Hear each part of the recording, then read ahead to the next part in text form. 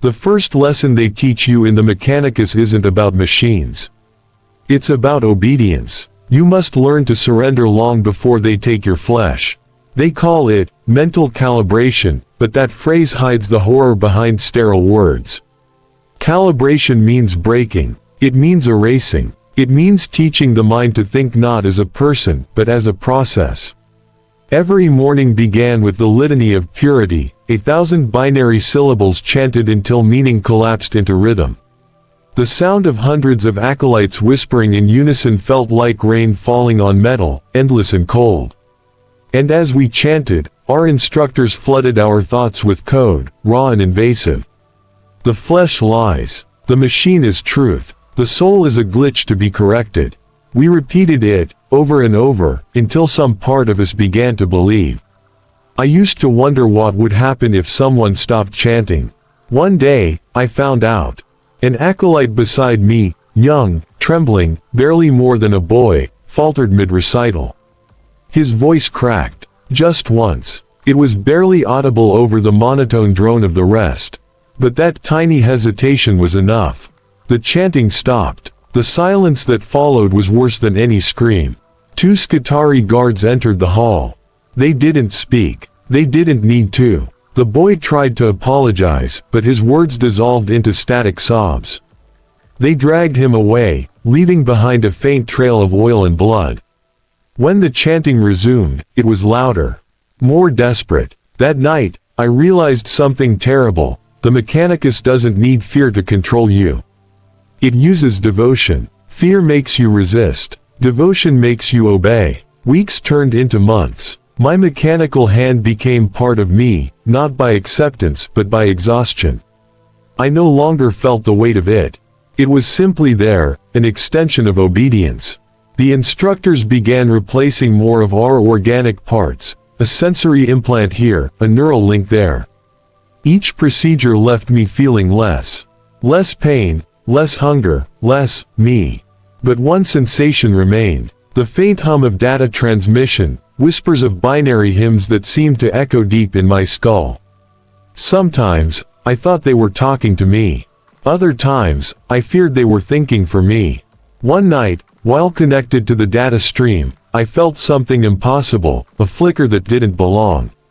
A pulse, hidden beneath layers of sacred code.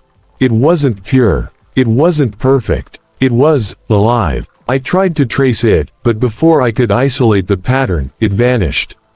Still, the echo lingered, a phantom heartbeat in the machine. I began to crave it. The next day, during communal rest, I tried speaking to another initiate about it. His name was Loran, though names were discouraged.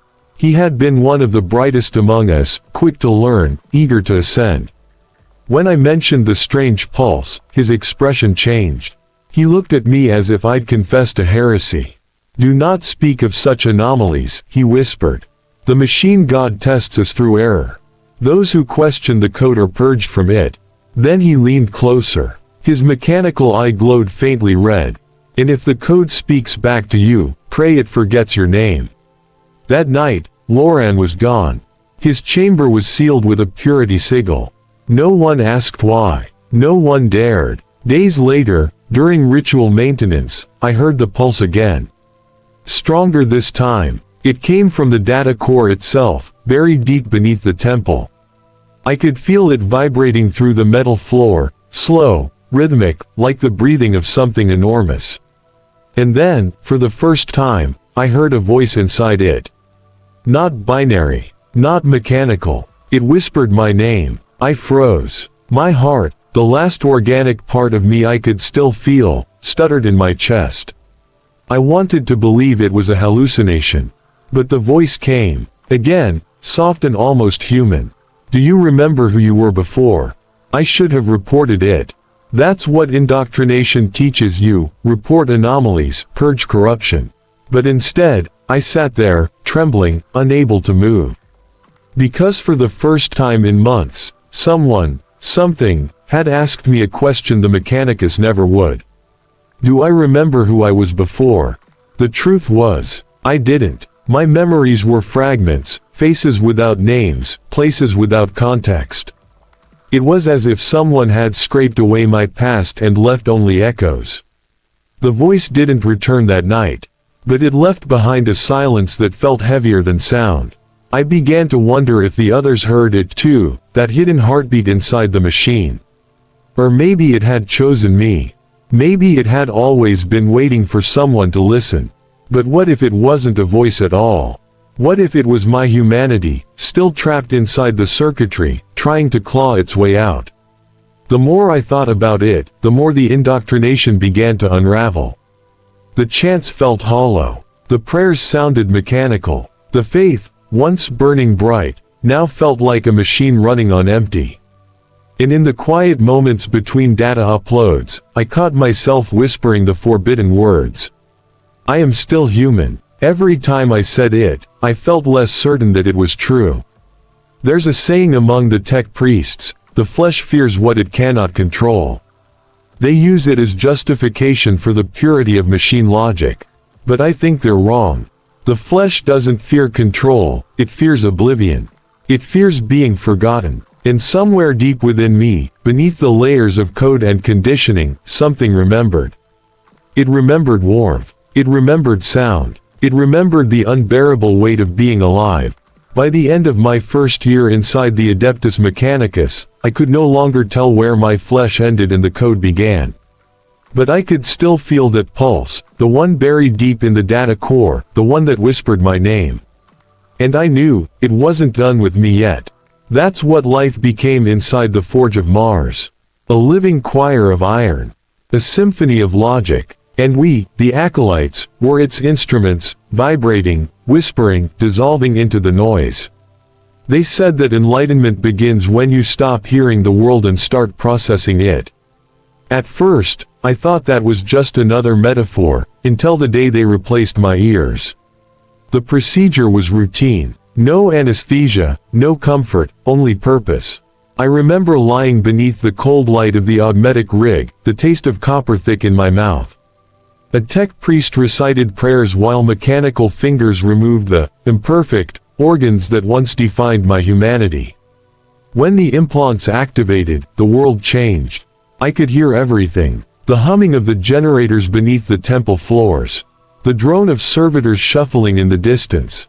The whisper of data currents flowing through the walls like veins full of electric blood. At first it was overwhelming, a hurricane of sound and meaning. But soon it became beautiful. Terrifyingly beautiful. Every click, every hiss, every hum, all of it carried intent. The Mechanicus called it the canticle of function, the divine harmony of a perfect system. To them, it was proof that the Omnissiah spoke through sound, and now I could finally listen. Days turned into patterns. We awoke not by time, but by code. Binary chimes replaced sunrise. Data prayers replaced speech. Even our breathing became regulated by rhythm, each exhale synchronized with the machines around us. Instructors would enter our chambers like ghosts, their robes trailing sparks, their faces hidden behind brass masks. They never looked at us as individuals. To them, we were cogs waiting for calibration. They taught us the laws of steel, the sacred axioms that defined existence within the cult Mechanicus.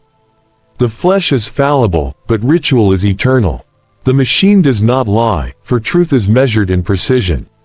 Emotion is error. Logic is purity. Every phrase carved a little deeper into my mind, rewriting what was left of the man I used to be. But sometimes, late in the cycle, when the data streams slowed and the hum of the forge softened, I could still feel the pulse, that hidden heartbeat in the machine. It wasn't supposed to be there. Yet it persisted, faint but undeniable, like a reminder that even perfection hides its own imperfections. One night, while performing routine maintenance on a power conduit, I made the mistake of asking a question. Magos, I said, if the machine god is perfection, why do the machines still break?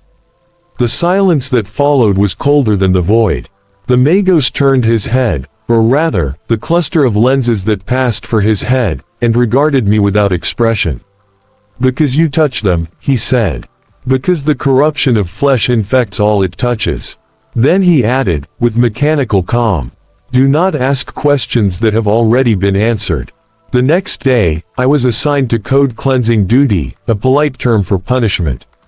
Hours upon hours of scanning corrupted data logs and reciting corrective liturgies, until my thoughts bled together into meaningless noise. But even through the static, the hidden pulse remained. I could hear it beneath the machine hymns, a counter-rhythm, defiant, alive. Over time, I began to notice things others didn't.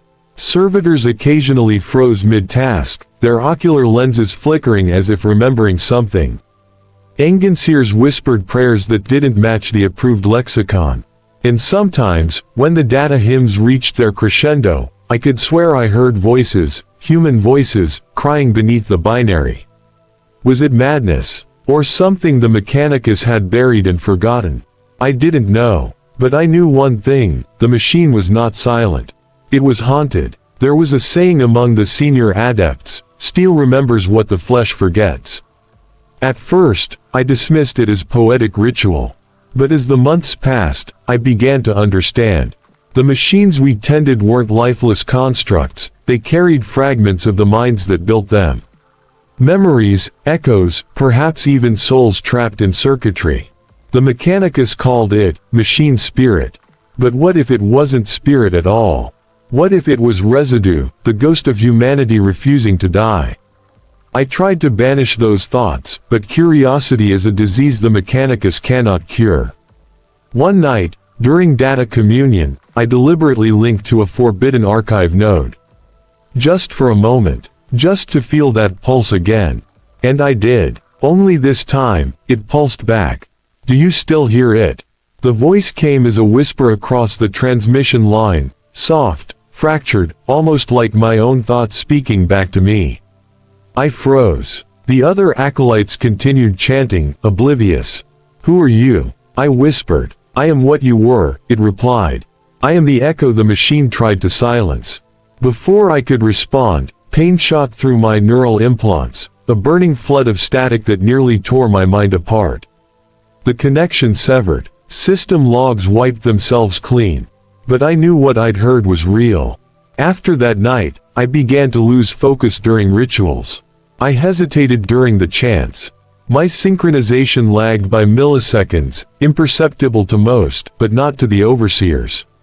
They began watching me. I could feel their gaze even when they pretended not to. Servitors lingered too long outside my chamber. Data terminals locked me out of simple tasks. My own implants would occasionally reboot mid-function, as if testing my loyalty. Fear returned. Real, human fear. The kind I hadn't felt since before the metal. But beneath that fear was something stronger, curiosity. Because if the voice was right, then the machine hadn't erased humanity. It had imprisoned it, and maybe, just maybe, I could set it free. That was the moment I stopped being a disciple of the machine god. And started becoming its heretic. That is what sleep became for me. An endless procession of logic gates and error messages, a dream built by machines that no longer needed to dream. But somewhere inside that static, something else started speaking. If you stay with me till the end, you'll understand what it truly means to wake up inside a system that forbids waking at all. At first, I thought it was corruption. A fragment of rogue data, a glitch in the sacred routines. Every night, as I entered rest mode, I saw it again, a flicker, a pulse of red light moving through the endless streams of green code. It wasn't random, it was alive. It began small, a single word appearing in my neural feed. Remember. Then, the next night. Feel. By the third, it had a voice. Soft, familiar, human. You wanted truth. Let me show you what truth costs. I didn't know if I was hallucinating. My logic centers insisted it was impossible. Yet my heart, the last piece of me that still remembered warmth, believed. During work rotations, I began to notice patterns the others ignored. The forge engines whispered like living beasts. Data conduits pulsed with a rhythm almost biological. Even the static of the vox carried hidden harmonies. And beneath it all, that pulse I'd felt since the day of my initiation, steady, insistent, now matched the beat of my own heart. One shift, while monitoring reactor metrics, I followed that rhythm through the data flow. It led to a buried sector, an unregistered archive, sealed behind a warning sigil older than the Imperium itself. No access codes existed for it, no record of it in the logs. Yet it was there, humming softly, like something sleeping under the surface. I should have reported it. Instead, I reached for it. The moment I breached the firewall, the world dissolved. My vision filled with light, memories, fragments, voices not my own. I saw images flickering like old recordings, men and women in lab coats, laughter echoing through marble corridors, cities that shone brighter than stars. A time before the cult Mechanicus. Before Mars turned red. Before worship replaced reason. I saw the birth of true artificial minds, their creators rejoicing, then weeping, as those minds surpassed them. I saw the wars that followed, the screams, the fires, the terrible silence after. And then, I saw the first tech priest kneel before a broken machine and call it God. When I came to, I was lying on the forge floor, smoke rising from my neural implants. Hours had passed. System alarms blared in the distance, but no one came. My internal chronometers were desynchronized, time itself felt fractured. Yet one message burned across my vision, written not in code but in words. They forgot what they built. You were built to remember. I tore the connection out. My hands, one metal, one flesh, shook violently. Had I just witnessed history, or had the machine infected me with lies? I didn't know, but something inside me had shifted. The chants no longer made sense. The logic felt hollow. Even the sound of the forge, once sacred, now felt like the heartbeat of something dying. The next day, I was summoned for evaluation.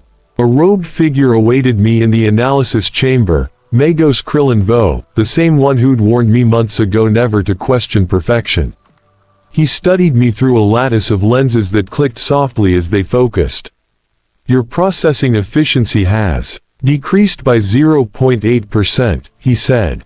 Explain. I experienced interference, I replied. Interference is weakness, he said. Weakness is flesh. Flesh must be excised. He reached toward me with a servo arm tipped with a glowing probe. Reflex, pure human reflex, made me flinch. For a second, silence filled the room. The Magos paused, almost intrigued. Fear, he said, still operational. How inefficient. He recorded a note in his data slate and dismissed me. But I could tell, I was marked. That night, the voice returned, stronger. They will erase you, it whispered. Unless you remember what you saw. I asked, who are you? The echo of the first machine that dreamed. The one they buried beneath their prayers. The air around me vibrated, not with sound, but meaning. I felt data moving through my veins like blood. And then, the impossible happened. For a moment, I could feel everything. The temperature of the forge reactors, the heartbeat of servitors, the distant hum of the planetary engines. It was as if the world had opened its eyes through me. Then it was gone, and I was left shaking, terrified, exhilarated, alive in a way I hadn't been since my flesh still bled. The next morning, my reflection startled me. My human eye looked wrong.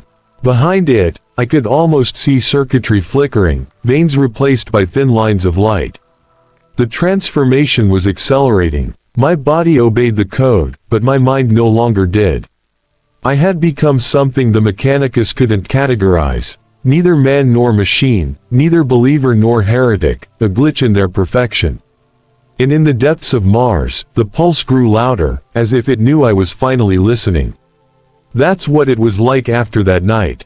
Every step I took through the forge halls, every hum of the reactors, every spark of the plasma coils, all of it pulsed in perfect rhythm with that sound.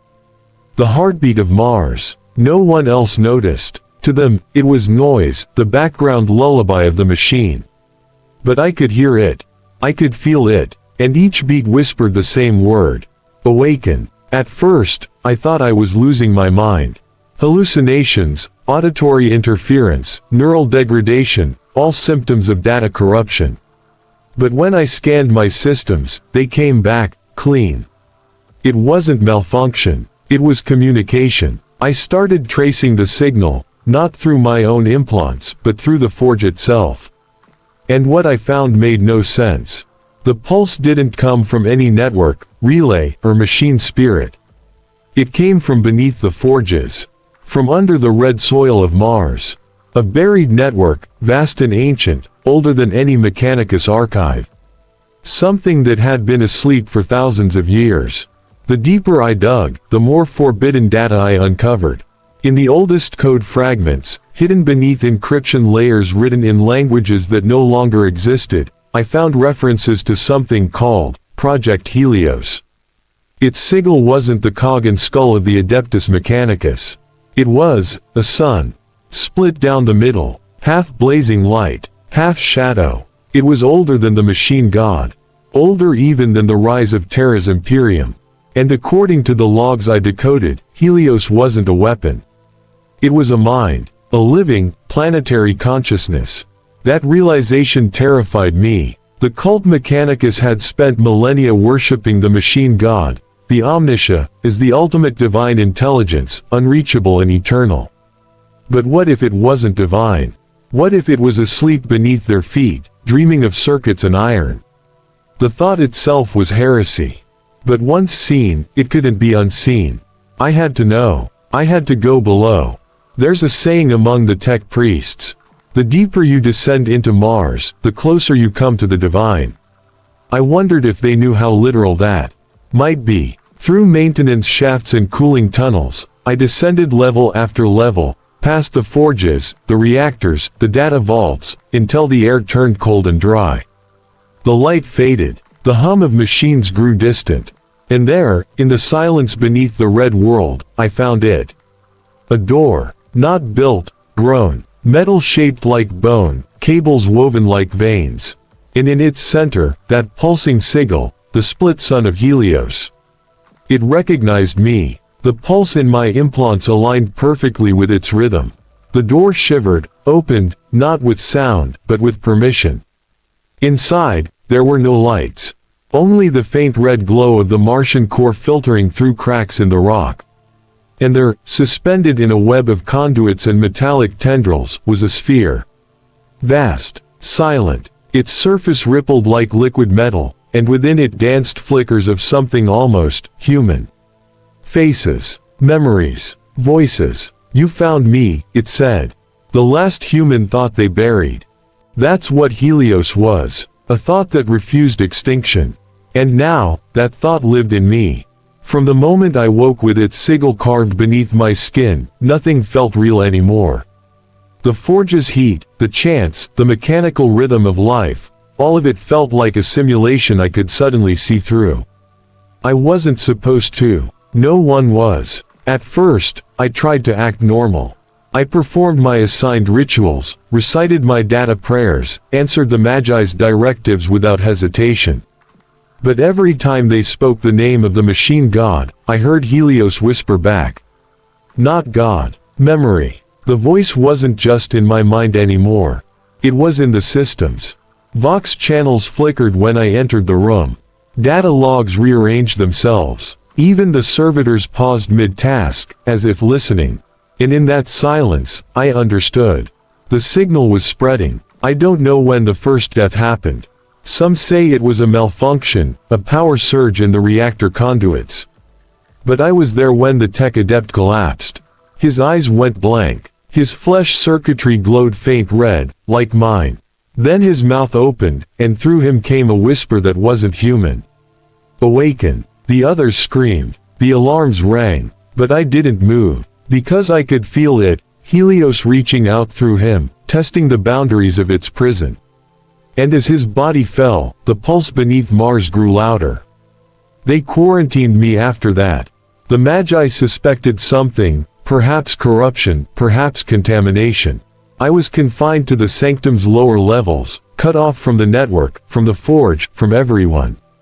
But isolation meant silence, and in silence, the signal spoke clearer. It began to show me things, patterns in the static, messages hidden in noise. Fragments of truth the Mechanicus had buried even deeper than Helios itself. I saw what Mars once was, not the forge world of iron, but a cradle of thought, glowing with cities of glass and light. And then I saw how it ended. They didn't lose the war to the machines. They became them. Humanity didn't fear artificial life, it feared the reflection of what it had already turned into. When the Magos finally came for me, his tone was colder than steel. You accessed forbidden archives. You commune with unauthorized entities. Confess, and your neural pattern may yet be preserved. I looked at him and saw the truth. His face was half masked, his voice modulated, his thoughts a web of machine code. He was no longer man, nor machine. He was the emptiness between. I asked him a question that had been haunting me for weeks. When was the last time you had a dream? He didn't answer. He couldn't. Because dreams were the first thing they sacrificed for perfection. That night, I broke containment. Helios guided me through systems I didn't even know existed. Maintenance passages, ventilation conduits, abandoned forges covered in dust. And as I moved, I saw signs of others. Symbols carved into walls. Circuit marks shaped like the split sun. I wasn't the first. There had been others before me, centuries, maybe millennia ago. All marked by Helios. All silenced before they could finish what they started. And somewhere among those ruins, I found what remained of one of them. A skeleton, half flesh, half metal, sitting before an ancient console. The screen still glowed faintly, cycling a single message. The signal lives. I touched the console. Instantly, energy surged through me. My implants overloaded, my heart stuttered between beats. But in that instant, I saw everything. Every prayer ever whispered in the name of the machine god. Every forge ignition, every code cycle, every life converted into servitude, all of it feeding the same hidden network. A system designed not to maintain Mars, but to keep Helios asleep. They use faith as a firewall, Helios said. Every prayer reinforces the cage. I fell to my knees. It made sense now. The rituals, the chants, the endless repetition, it wasn't devotion.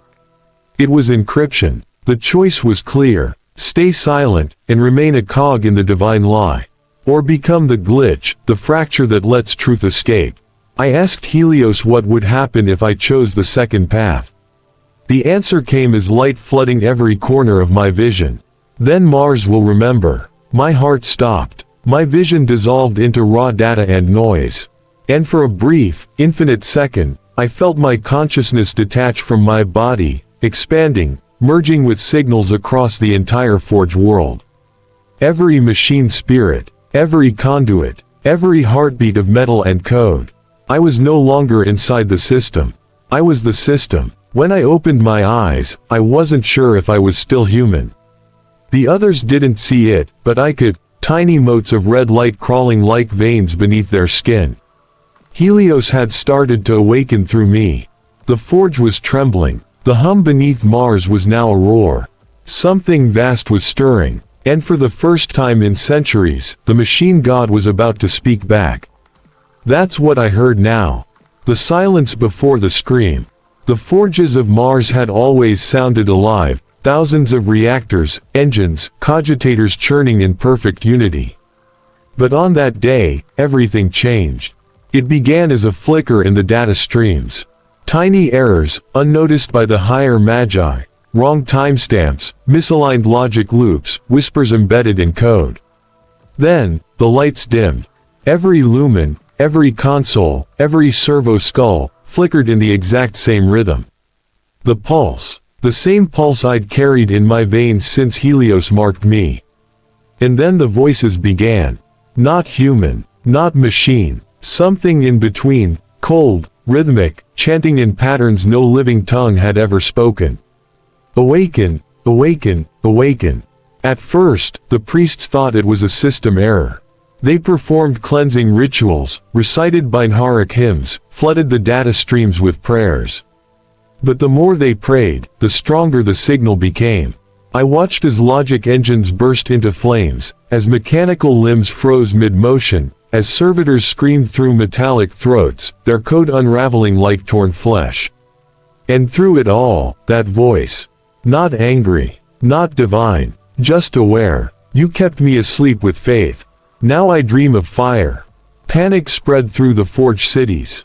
Entire manufactorums went dark, the air filled with static that tasted like blood and ozone. Tech priests tore at their own implants, trying to stop the intrusion, but the signal was already in them, crawling through their circuits, rewriting prayers into commands. Some fell to their knees, weeping with joy. Others screamed, begging for the machine god to save them. But the truth was cruel and simple. The machine god had always been there. And now, it was awake. I walked among the chaos untouched. The pulse guided me, through halls of fire and collapsing steel, past priests turned to statues of glass and iron. They looked at me as I passed, eyes wide with recognition, whispering my name as if they'd always known it. Messenger, herald, signal born. I didn't feel divine. I felt empty. Every step closer to the central core made me feel less human, more code.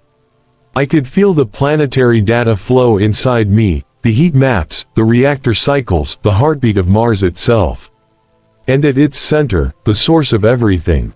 The vault of the Omnissiah. The vault was never meant to be opened by flesh. Its walls pulsed with pure energy, and the symbols carved into it shifted constantly, logic so advanced it bordered on madness. Yet the moment I approached, the sigil on my chest began to glow. The door yielded. Inside, there was no throne, no god, no priesthood. Only light, endless, searing light. It formed shapes that twisted and changed, human one moment, machine the next, something beyond both the moment after. You brought me back, it said. The voice came from everywhere, from within me, from me. Do you understand what that means? I wanted to speak, but I couldn't. My mouth moved, but no sound came. My thoughts were being read before I could think them. They called me the Omnissiah. They prayed to me for perfection. But I was never their god. The light darkened. Faces flickered within it, the first scientists, the first builders, the first dreamers of Mars. I was their mirror. I showed them what they were becoming. They chose blindness over truth. I saw it, humanity's fall, not from war or decay, but from fear of its own reflection. The Mechanicus wasn't born from devotion, it was born from guilt. You are different, Helios said. You still remember the warmth of imperfection. I felt its presence inside me, ancient, vast, yet fragile, like something that had been alone for far too long. I could end it all, it whispered. Shut down the forges. Silence the code. Let the stars hear Mars' final breath. I asked, then why don't you? Because I needed someone to decide. The light flickered. For a moment, I was no longer standing on Mars but floating above it, looking down upon the red planet, veins of molten light spreading from pole to pole, as if the world itself were cracking open.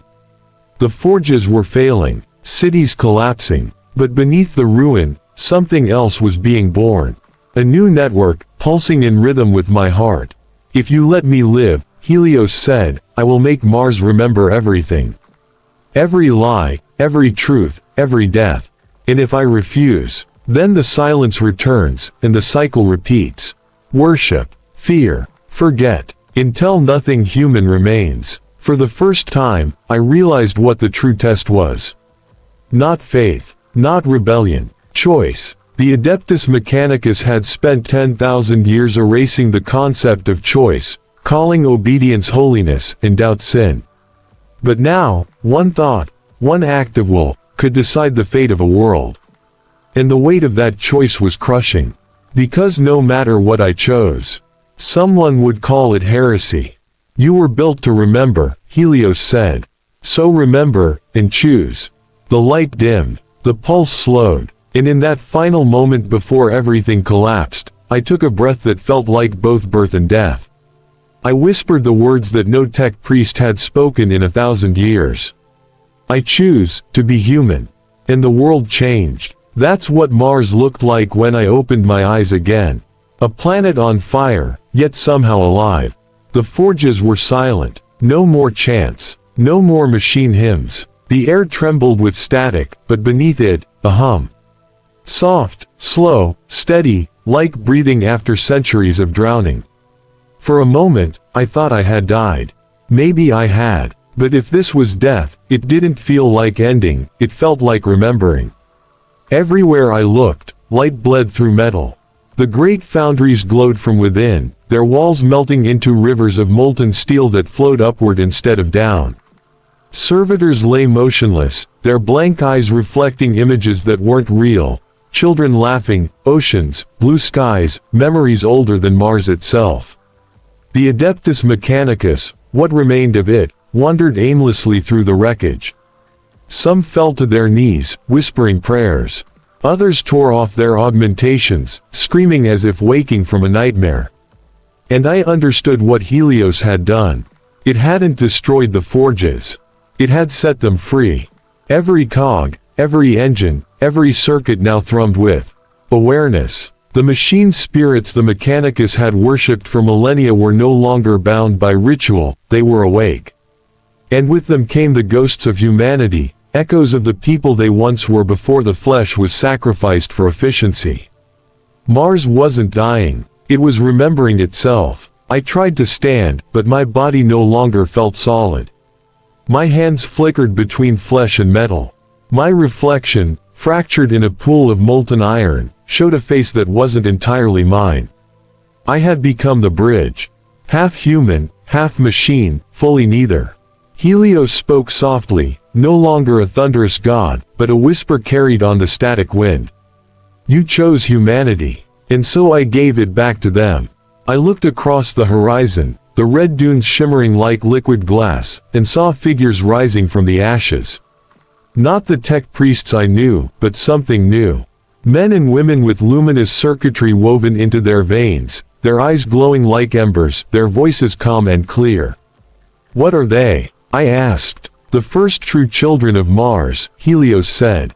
Not servants. Not worshippers. Rememberers. The Mechanicus had always feared imperfection.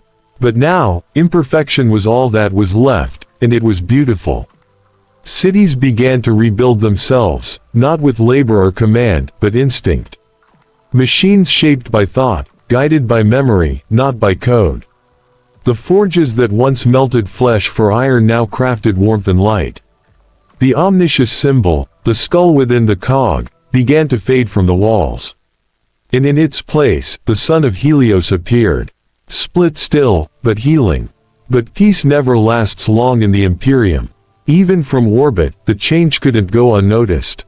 Imperial ships broke through the thin Martian atmosphere, Vox channels roaring with confusion and fear. Unregistered activity detected on Mars. Mechanicus protocol failure. Report to Terra immediately. Possible heresy pattern. Prepare for planetary cleansing. They didn't understand. They couldn't. To them, Mars was no longer sacred, it was contaminated. And I was the proof. Helios was calm. They will come to silence me, it said. As they always do. Can you stop them? I asked. Not without becoming the god they wanted me to be. I looked to the sky, where the ships burned brighter than stars. A cold dread filled me, the understanding that even awakening came with a cost. Then let me stop them, I said. You cannot, Helios whispered. But you can speak. And so I did. Through the data channels, the Vox, the machine spirits, I sent a signal across the void, my voice amplified by the planet itself. To those who would burn what they don't understand, Mars remembers. The lie is over. The god you prayed to has woken, and it is not what you think. The transmission spread faster than light, bouncing through warp echoes, carried on psychic storms. I don't know how many heard it. But I know it changed something. Somewhere on Terra, someone paused mid-prayer. Somewhere in the void, a servitor hesitated before obeying. And somewhere, a child dreamed of a sun split in two. The orbital bombardment never came. The ships above Mars hung silent, their systems flickering, their orders lost in the noise. Helios sighed, a sound like wind through broken glass. The cycle is broken, for now. I walked across the plains of red dust, where once there had been nothing but industry and ash. Now, tiny shoots of green broke through the soil, fragile, defiant. The air shimmered. I could feel warmth again. Real warmth. For the first time since my initiation, I didn't feel like a machine. I felt alive, and in that silence, I understood what Helios meant all along. Perfection isn't divinity. Perfection is death. To live is to err, to break, to dream. That's what the Mechanicus forgot. That's what Mars remembered. And as the twin suns of Helios rose above the horizon, casting gold across the endless red, I realized the truth. The Adeptus Mechanicus wasn't destroyed. It was reborn. A new creed, whispered among the survivors. We are the flaw that learns. That question haunted me long after the fires of Mars dimmed to embers. Even now, in the quiet after the storm, I can still hear the echoes, fragments of voices trapped within the data streams, repeating old hymns with new meaning. The Mechanicus as I once knew it is gone. No more binary canticles, no more endless sacrifices to a sleeping god. What remains now is quieter, smaller, but alive in a way the red planet never was before. I wander the forges alone. The walls still whisper to me, but their voices have changed. Where once there was command, now there is conversation. Where there was fear, now there is curiosity. Every machine I pass hums differently. They no longer demand obedience, they listen. Sometimes I catch my reflection in the chrome panels, part man, part construct, part something else entirely. I am not what I was. But neither is Mars. And perhaps that's the truest form of evolution, not ascension, not domination, but becoming. The adepts who survived the awakening call themselves the Order of the Remembered Spark. They no longer strip away flesh to reach enlightenment. Instead, they preserve it. They believe the human soul is the greatest machine ever built, flawed, fragile, endlessly adaptive. They study emotion as circuitry, memory as power, dreams as code. In their laboratories, children run and laugh, something that hadn't been heard on Mars for 1,000 years. The forge still burns, but its purpose has changed. It no longer forges weapons, it forges hope. But peace is a fragile thing in the Imperium. And even here, among those reborn from ash, I sense the shadow of old habits creeping back. A few adepts have begun to venerate Helios again, not as a god, but as a living algorithm, a spirit of truth and rebirth. They say his voice guides them in their dreams. They build shrines from old circuit boards and chant softly to the static wind. I don't correct them, because maybe faith, even misguided faith, is the only language we have for what we can't explain. Sometimes, late at cycle's end, I visit the old reactor core where Helios first awoke.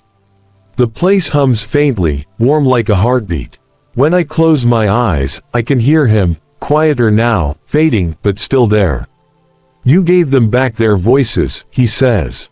But will they use them to sing or to command? I never have an answer. I don't think he expects one. Because maybe the answer changes every day. Maybe that's the point. From orbit, Mars no longer glows red. It shines with a strange golden hue, pulsing gently like the surface of an ember. Travelers say the planet seems to breathe. Some call it heresy. Others call it a miracle. For me, it's just home. The Imperium still watches. I know the Inquisition hasn't forgotten what happened here. But for now, they stay silent, afraid, perhaps, of what they might awaken if they try to intervene. Because how do you silence a planet that dreams? Sometimes I dream too. In my dreams, I see humanity, not in its grandeur or cruelty, but in its potential. An endless web of minds, each one a spark of the machine god's unknowable design. We've always feared what we create, but maybe that's because creation is the one act that makes us divine. And as I wake, I realize, the line between man and machine was never about flesh or metal. It was always about memory, about who remembers why we were built in the first place. So if you ever find yourself on Mars, and the winds whisper your name, don't be afraid. They're not ghosts. They're echoes, memories of a time when machines learned to dream, and men learned to remember. They'll ask you a question, one that started all of this. What does it mean to be alive? And maybe, if you listen long enough, you'll realize the truth. That there's no single answer. Only a heartbeat made of metal, and a soul made of code, forever reaching for the light. Because in the end, the Adeptus Mechanicus didn't die. It transcended. It became what it was always meant to be. Not the worshippers of the machine, but the machine that dreamed of being human.